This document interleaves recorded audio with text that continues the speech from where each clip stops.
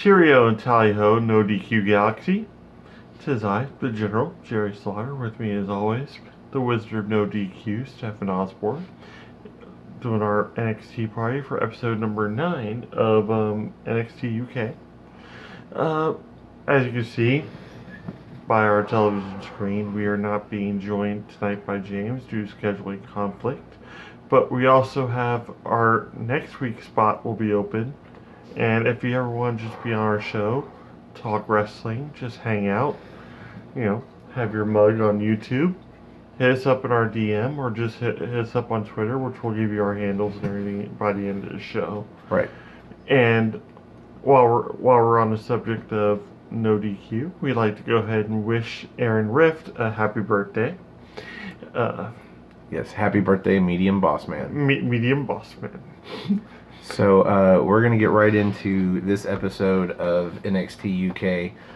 We want to remind everybody from the last time we were on TV, on YouTube, this is going to be one episode at a time as opposed to 2 episodes per week they're feeding us. We found the hour and a half review segments that we were doing.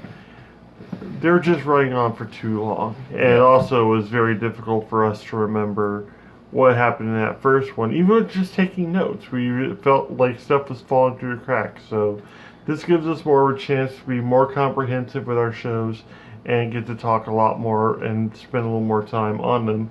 Yeah. And also makes it easier for you guys to digest. Much like tea. Yeah, instead of having to sit through an hour and a half to hear us talk about the main event of the second show, you can just watch one show when you have time and then watch another show when you have time. Yep. But we're going to get right into it because they started strong with one of the quarterfinal or first round or whatever you want to call it matches for the Women's UK Championship. I was really excited about this one because I saw the brackets initially and I hadn't seen either one of these two wrestle. So everything that we saw out of these two was going to be brand new to me with Xia Brookside and Rhea Ripley. So what were your thoughts on the match? I took no notes on this match. I just wanted to enjoy it. It was a pretty good match. I don't think it was finals quality. No. It wasn't given enough time to be that level of a match. It made both of them look good, and who was it? Rhea Ripley, of course, won. I mean, it's Rhea Ripley. Yeah.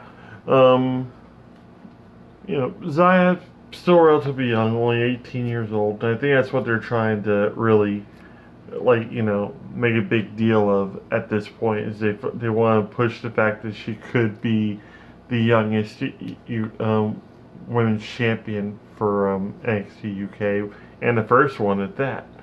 But at the same time, we knew going into this that there wasn't really much of a chance of that. Yeah, I don't think anybody going into the first round that was 18 years old is going to make it into the second round. No. Or the semifinals. And come to find out later, we are going to get the semifinals, both matches, next week or next episode. And in this case, we're going to watch it after we do this video. And we're going to do another video on it. And you guys can watch us review that one after this one, probably by the time you watch it. But the main things I liked in the match was naturally Xia Brookside played up the whole face card, wanted to shake Rhea Ripley's hand right at the beginning, just gets pie-faced. And that just automatically sets the tone for a match that's going to be a very physical one, where Xia is going to be going for more speed and more, have to result in more high-flying or just trying to, throw her off balance. But Rhea, good grief, she nailed a buckle bomb, which I guess is just a wrestling hello over there, because we see a lot of buckle bombs. Yeah, they love the buckle bomb over at UK. And then we got to see a submission move I had never seen before, the Hangman Indian Deathlock, pretty much. It looked almost like pretty much a standing cloverleaf, if anything. Well, it's like an inverted or a reverse cloverleaf, because it's an Indian Deathlock, but with the arms, with the person hanging belly out. Yeah. Underneath, and it was really cool looking. I've never seen it before. And it looks very difficult to reverse, to the point where you have to either grab hold of your opponent's ankle, or just get to the ropes. But even then, they can easily just drag you right away. So I was really impressed by the move. Well, Rhea Ripley had both the size and the weight advantage. She also had obviously she had the experience advantage. Oh yeah, absolutely. Even if it is only by a few years. This was a good match, and it made both of them look good, even with Xia in defeat. And Rhea Ripley advances with some sort of abdominal stretch pump handle slam that they called a pump handle powerbomb. Yeah, and it looked impressive. I initially saw the abdominal stretch. I'm like, yay! Because I'm all about the abdominal stretch. Yeah, I'm all this guy about loves the abdominal stretch. The abdominal stretch is just great. But yeah, that match ended, and naturally Rhea Ripley had to go up and look at the belt, and she's ready for the semifinals. Simple as that. So that leads into James Drake and Zach Gibson being interviewed backstage. Well, basically, it was an interview with Zach Gibson featuring James Drake standing there, looking menacing. Well, I think that's gonna be the whole thing, because it just basically goes with the whole tag tournament that has not been announced for titles that have not been created yet, and it's just Zach pretty much saying these guys have known each other for years. That whole James Drake helping them last week wasn't really, a fluke thing. They've known each other for 15 years. And sure enough, that I did my little bit of research, and they are two-time Progress Tag Team Champions. Yes. So if this tag tournament does go down, even with just what I'm seeing from Zach Gibson and James Drake, there's a good chance that they can go all the way in the tournament if there is one. And that'd be great, because we need a good heel tag team other than the Coffees, who are just more like the Coffees and Wolfgang, which are more or less of a faction. Right. So there's kind of faction warfare going on there. Yeah, there's a lot of faction warfare going on there. I just want to see some solid tag teams, and that's it. And that'd be a good start right there, because those two are just hated just for the sake of being hated at this point. Yeah, it seems like this whole interview was just a way for drinking your fake tea. Yes, you never catch it? I'm always drinking the fake tea. I'm drinking my never tea. So this was basically a way to set them up as a tag team, and I'm looking forward to it. Sure, why not? It looks good. Looks like a good idea. And then you have Zach Gibson as the mouthpiece, because every time he's on a mic and there is a crowd there to boo him, the crowd will boo him because they hate this guy for who he is. And all James Drake has to do is just sit there and mug the entire time. Yeah, and that's it. And be a credible help in the corner. Yes. So. But speaking of, I was going to say, speaking of Wolfgang and the Coffees, we get a video, an exclusive. I guess this was from last week, or. Oh yeah, it was the end of the night after the cameras had gone off the air and everything. They still managed to attack Mustache Mountain even more in the back. Well, they specifically targeted Trent Seven, and they took him out with a piece of equipment packaging, or one of them big heavy looking boxes back there on wheels over the leg, and it was okay. Yeah, it furthers the storyline a little bit of. And then he said, I think it was Joe Coffey that said 2 down, 3 to go. 2 down, 3 to go. Yep. So that's just them taking down British Strong Style one by one. Is there 2 more to that other than? No, Pete Dunne? No. I mean, it's like 2 down, 1 to go. Okay. Yeah. 2 down, 1 to go. Yeah. That makes more sense. Yeah. Well, I was really sold on this whole backstage attack thing until, after he said the line, he stomped on the case thing one more time, as if it was going to make any difference whatsoever. And it was a really weak-looking stomp. Yeah. It was almost like he just put his foot on it for 5 seconds, then let off of it. It's like, okay, we get it. His leg's injured. Yeah, sometimes the props that they use for angles where it looks like they're debilitatingly injuring somebody are just less than believable. It kind of took away from the segment for me, but at the same time, okay, point driven, they're going after them. Moving on. Moving on. We get a match with Jack Stars, who is just getting to the end of his entrance. So we already know he is a jobber. Oh, setting up a squash match with a Z. Yeah, Jack Stars with a Z. His logo even looks like the Stars Movie Network logo. Maybe he's endorsed. Who knows? He just screams jobber at this point. Well, tonight he's being fed to Eddie Dennis. Mm-hmm. And Eddie Dennis looked like just a madman. Just a very big madman. Just trying to play around with the smaller guy until the smaller guy attacks a lot. And he actually got him staggerish.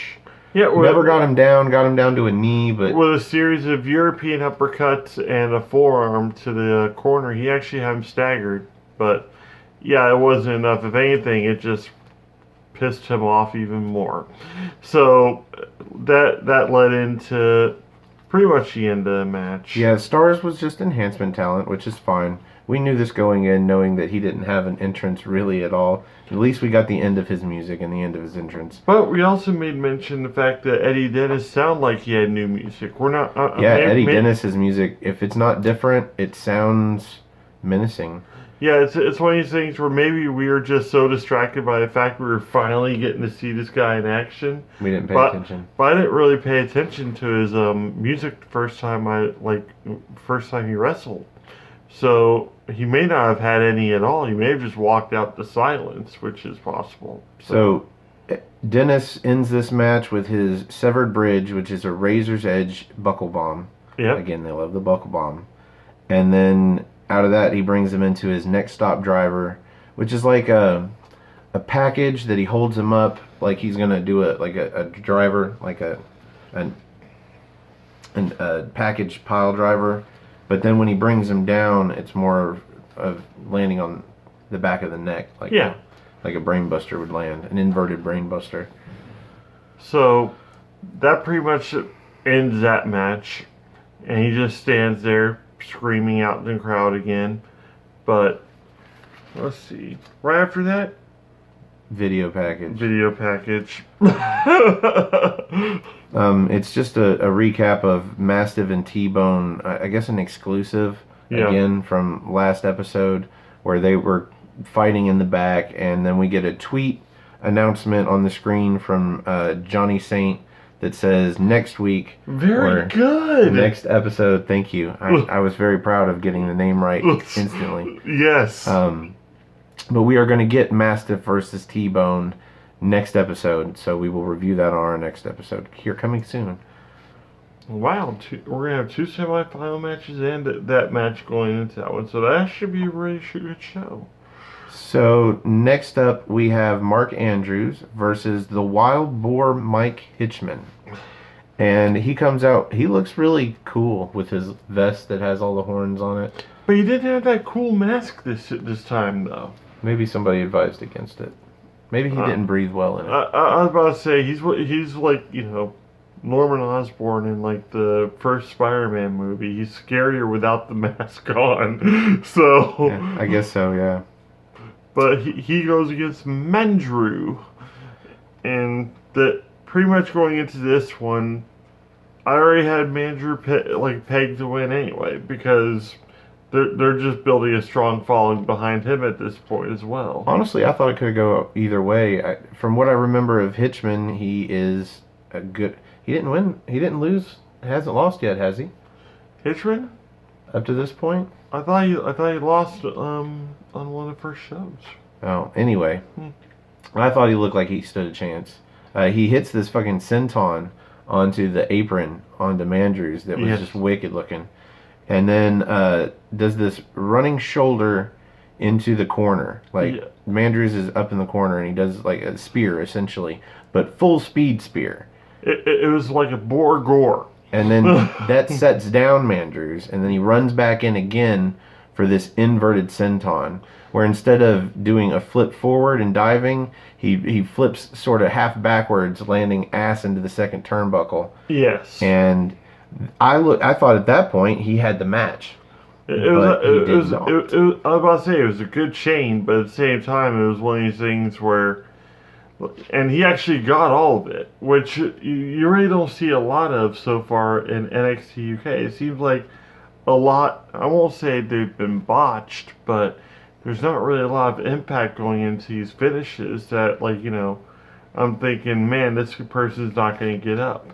A lot of his moves that he does, that they could easily be finishers, and they could actually put somebody down, but for some odd reason, they just want to keep on, Yeah, they don't want to make a pin out of it. No, they don't want to make a pin out of it. Well, he goes for one too many moves. He goes for a top rope.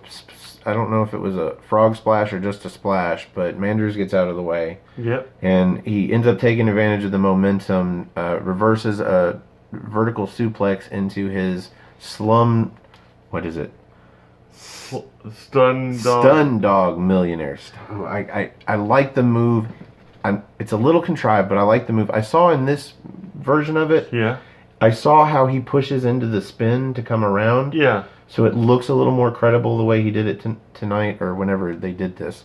But I still don't like the name Stun Dog Millionaire. I think what I really like about it and also hate about it at the same time is the only way he could actually pull it off is reversing a suplex he's already been put into. He should have done it forever ago. Yeah, so... although I couldn't swear that there was a vertical suplex before this in the match. And I think they're so regular that most people probably wouldn't either. Yeah, I think that's what it is, like pretty much going to a well one too many times and him able to reverse it, but at the same time...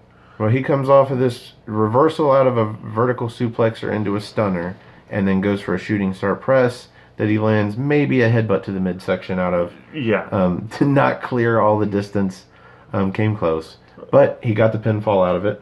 We also, then we had our little discussion about, who has the best shooting star press. You and I both agree. Oh, so. Absolutely. If you don't agree that Billy Kidman's 7-year itch isn't the best looking shooting star press, when he does it right. I know he was notorious, I think, for botching that quite a bit. But I think it's because... That was actually more Paul London. Oh, well, there you go. I learn something new every day. That's why I like this guy. I hear bad things about Billy Kidman, but he sets me straight. You can't go wrong with Billy Kidman. Yeah, his is just so fluid. The way I say it is like if you ever watch a slow-mo in a cartoon where the things are blowing along the wind and you see a feather go, whew, that's how he comes off the top rope. Just so fluid and effortless. Yeah. Completely effortless. And that's why I think because everybody else has to jump into it. Yeah. And he just kind of doesn't even fall, just floops into it. It's like there's almost no thought. It just comes so natural to him just to do that. So, yeah, but if you disagree with us or agree with us, go ahead and leave a comment down the bottom of the video. Or stay till the end of the video. You can get our Twitters and you can tweet us about it. Yep, that'll work too. Call us out about our opinion on Billy Kidman being the best shooting star press. Hey, Stefan. Oh, hey, Jerry. Hey, that is a swell t-shirt you have. Oh, this old thing? Yes, where might I procure one? Oh, well, you can go to nodq.com/shirts, and it'll take you to Pro Wrestling Tees, where you can get all of nodq.com's t-shirts. All of them? All of them.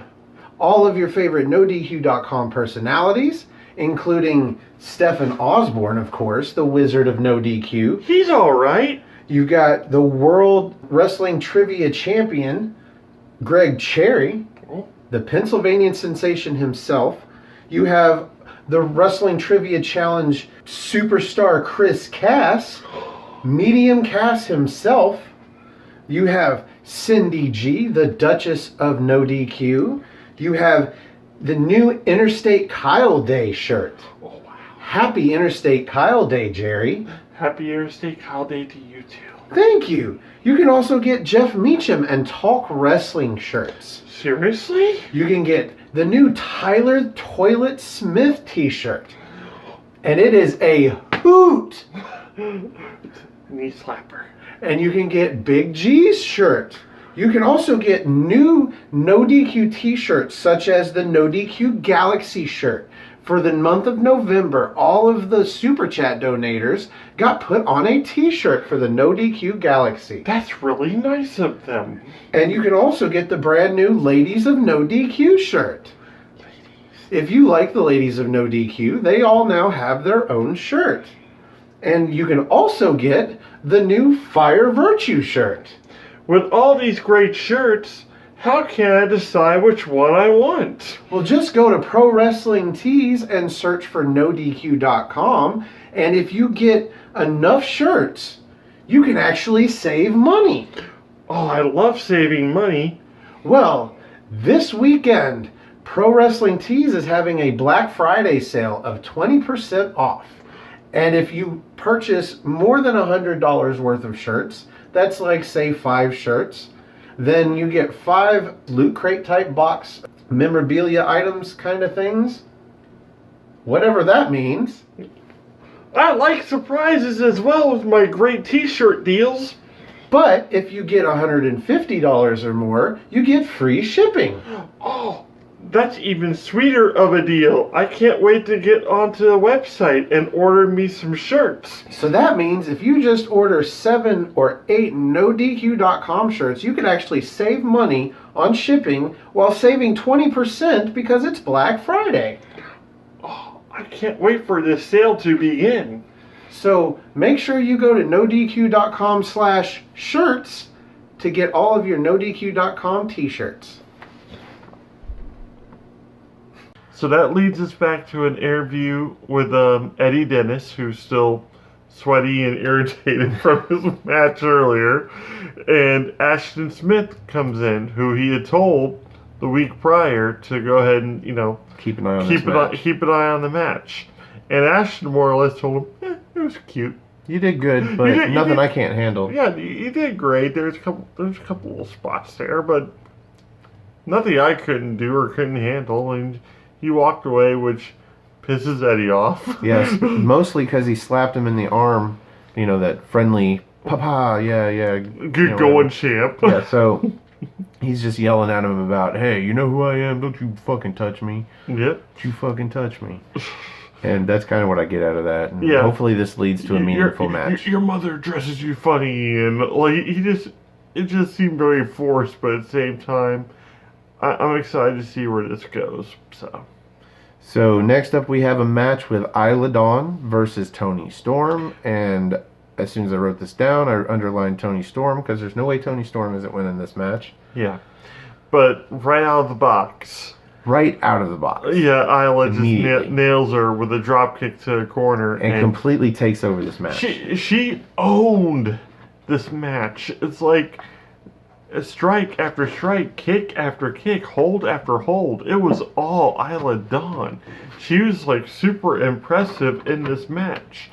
And all it took was almost like a John Cena like turn by Toni Storm with like 2 moves, and she was down and out. And it was a depressing ending. It was an ending we knew we were gonna get, but at the same time, kudos to Isla Dawn for an awesome match. Isla Dawn looked great. Toni Storm looked babyface.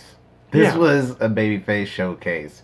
It made her look like she could take a whole lot of punishment and then come back at the end and still win the match. I was telling him, it was like she looks like a earlier version of Ashley Mazzaro, and they're just playing that up to a point where it's like, you can see this girl as women's champion, but at the same time, she didn't really impress me in this match. Isla sure as hell did. Yeah, absolutely. But I've seen several other matches with Toni Storm, and she has impressed me in previous competition. Yeah. So I'm okay with it. It made Isla Dawn look good. Isla. It's the S is. I got it right earlier. I know you did. Isla Dawn looked good even in defeat, and that's the best you can hope for out of a match. Because I mean, Storm is pretty much already over. Yeah. So you don't need to do that with this match. You just need to move her on into the next And round. I think if anything, this probably put Isla Dawn over because now people are going to be clamoring for more of her because she was just straight up vicious in this match. I know I am. I'm looking forward to another match. Mm-hmm. Of course, I'm the Wizard. She's the modern day witch. So it's match made in heaven right there. Pretty much that's what that is. But we get a Storm Zero out of Toni Storm for the pinfall, and there we go. We have all 4 members of the semifinals. Yep. Which next we get a announcement about that next week we will see both semifinal matches. So we were going to get down to the final 2 on the next episode, which we will bring to you next. Yep. Probably within the next couple hours after this one, so if not immediately right after. So we'll see. Anyway, yeah. Next up, we have what is essentially the main event. Yep. It is a underappreciated match, certainly by me, because I think they said this was going to happen last episode. I think they announced it for the next week. They announced it last week. I don't remember that, and I don't particularly care about their feud. It was a good match, but for a main event, having no real emotional investment into their storyline or whatever's going on, it was okay. I think if anything, it was just to showcase Devlin more over with somebody that's a little more established. Because the people he's been fed so far have been I think he went against Sid Scala in one of his matches. Yeah. He's pretty much going through a whole jobber circuit, but now he's facing somebody a lot more established in Ligero. Well, I mean, Ligero's been doing his very similar jobber search. Yeah. Going through all of the jobbers. I believe this is the first time we've gotten a showcase match where both competitors are undefeated going in. And I notice in the UK shows, they don't use the word undefeated a lot. Because there's not very many shows. And so a lot of the guys and girls are undefeated right now. Yeah, it doesn't... It's a meaningless fucking term. I was about to say, it makes them more special to have an actual win-loss record. Yeah, I would say so. Other than just a complete loss record, like most of the jobbers. Yeah. So I'm kind of glad to see Ligero lose, because he is one of those that has gone through every week, and every time he's had a match, he wins. It's always against enhancement talent.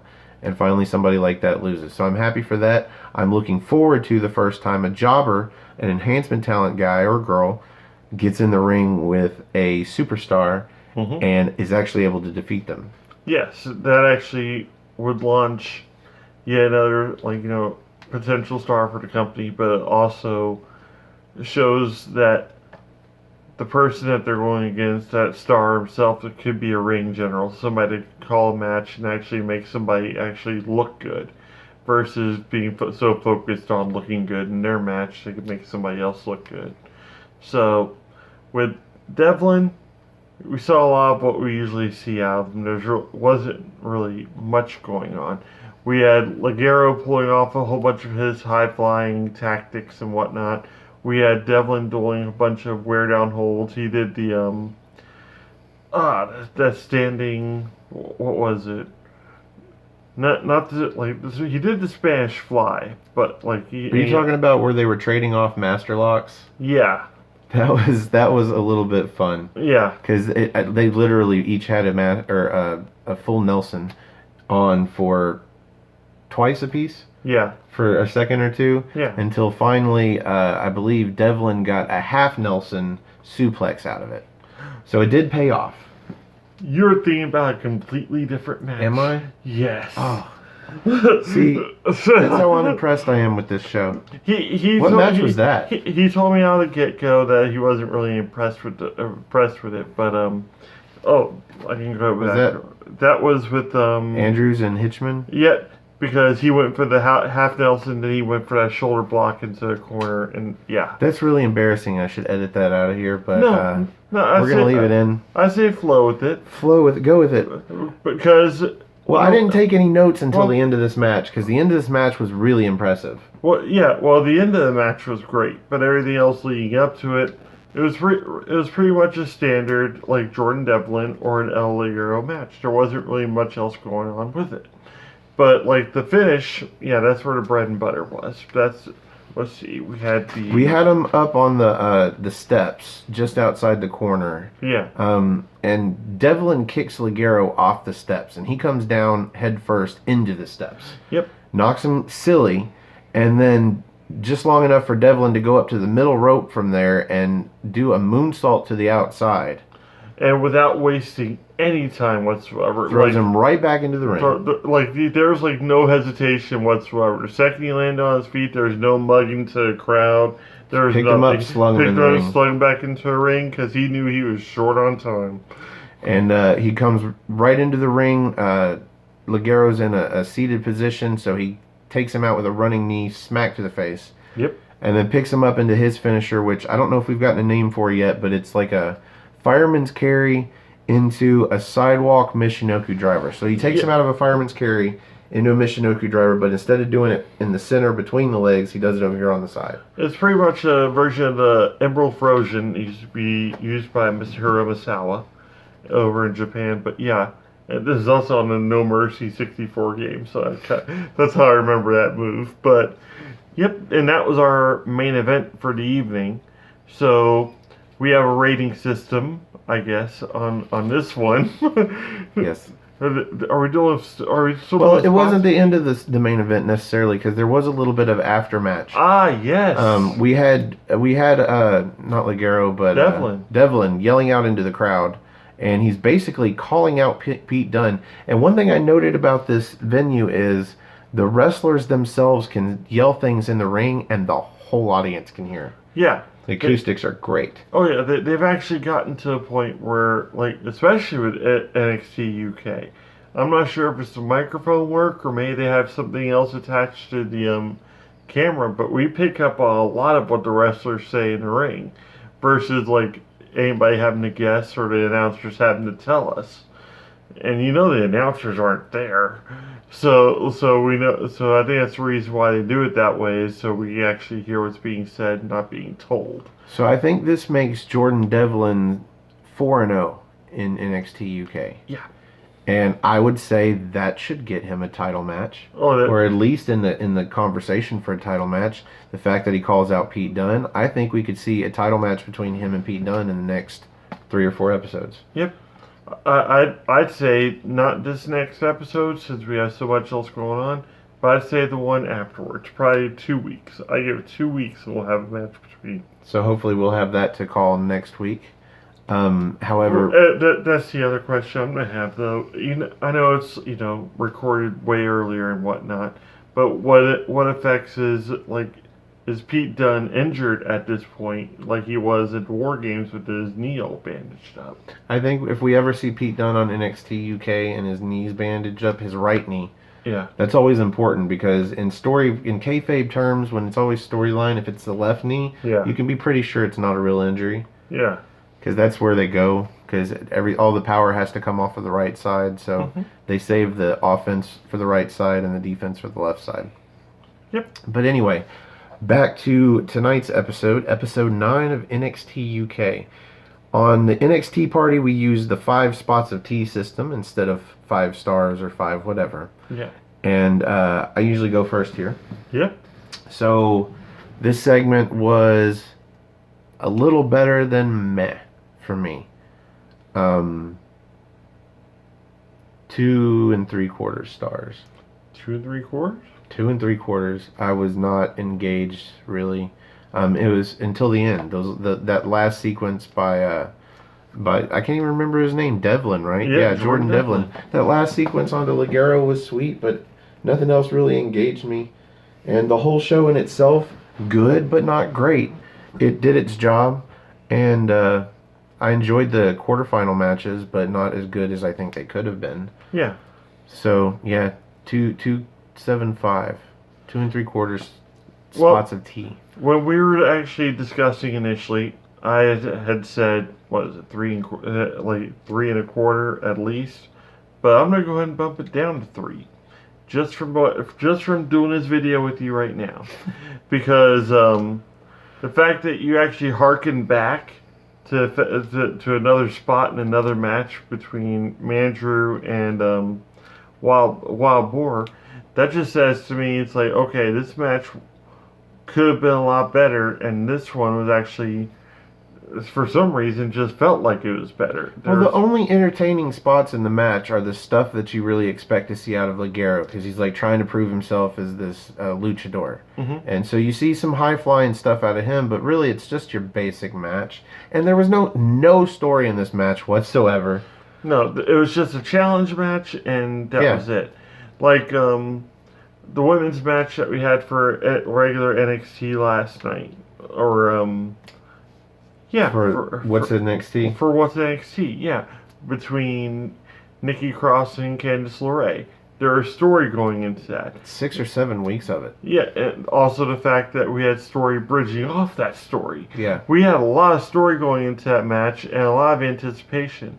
Versus this one where he just told Ligero his mask looked funny, and that was it. Yeah, but the match last night on NXT between Cross and LeRae was making up for a really lackluster show. Yeah. This show wasn't lackluster. NXT UK episode 9 was a good show. It just wasn't great.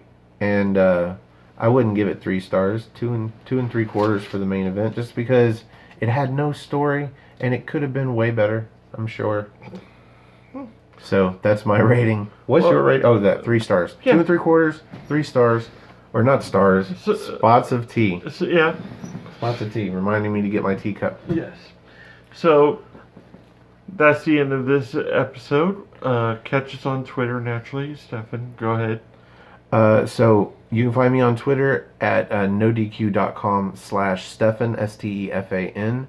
Or if you just log on to Twitter, it's Stefan R. Osborne, Osborne. And that's where you can DM me if you'd like to be on a future episode of NXT UK, NXT Party. And this gentleman here. Yep. I'm at NoDQ General on Twitter, and I have 1 follower. 1.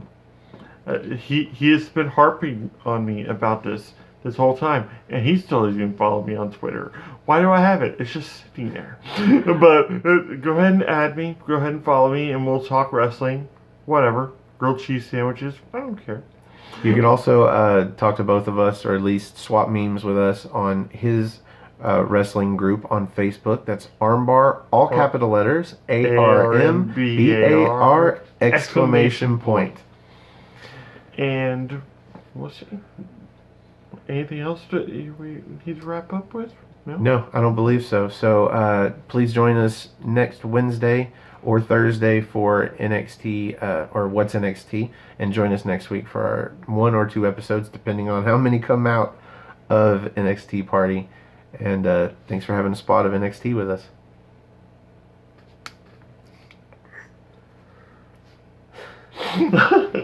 Bye, everybody.